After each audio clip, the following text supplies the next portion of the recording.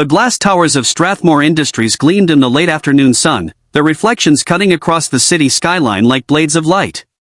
Inside the top-floor boardroom, the air hummed with quiet tension as executives debated mergers and market trends.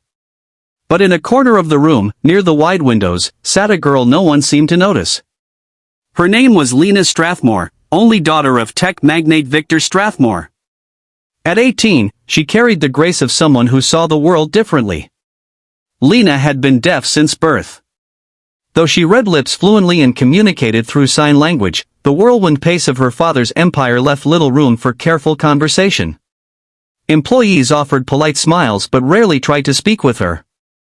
Even Victor, loving yet distracted, often resorted to hurried notes on his phone instead of true dialogue. Lena didn't resent them. She simply existed in the quiet she knew so well, sketchbook balanced on her lap, watching meetings unfold like silent films. What hurt wasn't the silence itself, but the isolation, the way people turned away the moment communication became inconvenient. One evening, as executives streamed out after a long session, Lena lingered in the boardroom. The city lights flickered on below like a galaxy at her feet. She closed her eyes, letting the hush settle over her until a faint vibration reached her from the hallway. Someone was mopping the marble floor, the rhythmic swish a soft tremor beneath her shoes. Curious, she followed it and found Miguel, the night janitor, a middle-aged man with a weathered face and kind eyes. He noticed her and paused, leaning on his mop. To Lena's surprise, he raised his hands and signed, "Good evening." Her heart stuttered. Someone besides her tutors and father's assistant actually signed to her.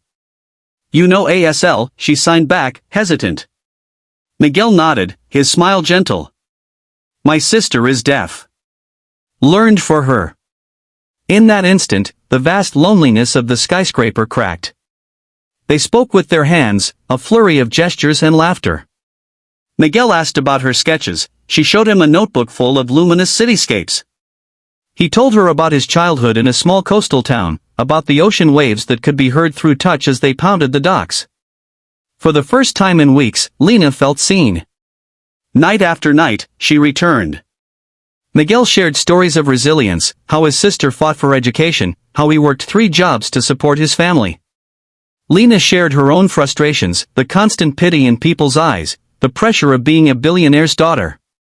Their friendship bloomed in the quiet hours when the tower emptied and the world forgot them both. Yet Lena knew her father would not understand. Victor Strathmore valued results and appearances. A janitor was invisible to him, a passing shadow on polished floors. But Lena sensed something more profound in Miguel's calm strength, something money could never buy.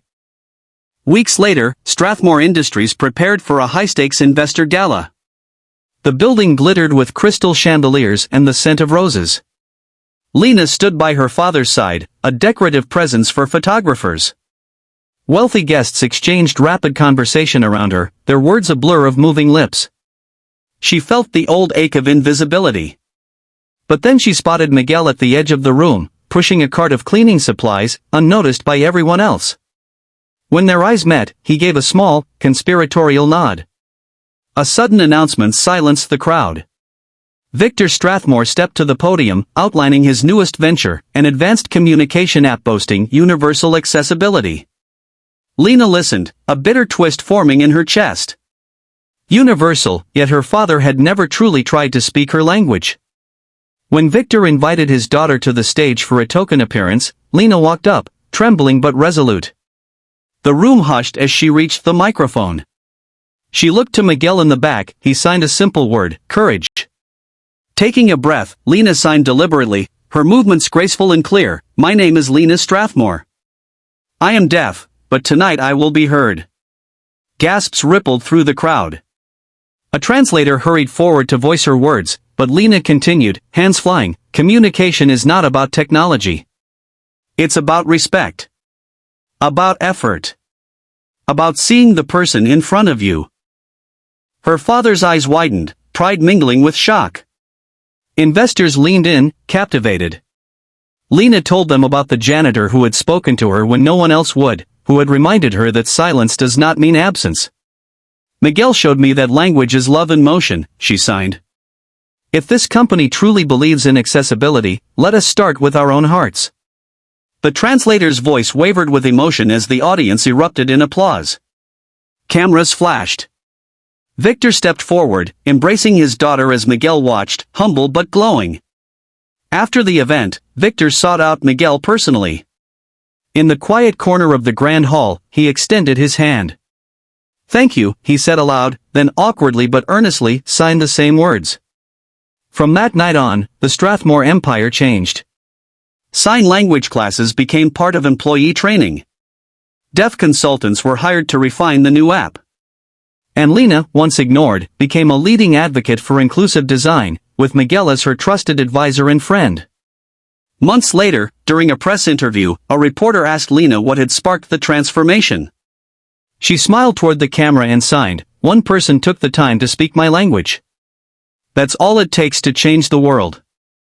The story of the billionaire's deaf daughter and the janitor who reached her heart spread across news outlets and social media, inspiring millions. Parents enrolled in sign language courses. Companies re-examined their own accessibility efforts. But to Lena, the greatest triumph wasn't the headlines or the accolades. It was the simple, daily conversations with Miguel, their hands moving like poetry in the quiet of the skyscraper's halls, proof that true connection needs no sound at all.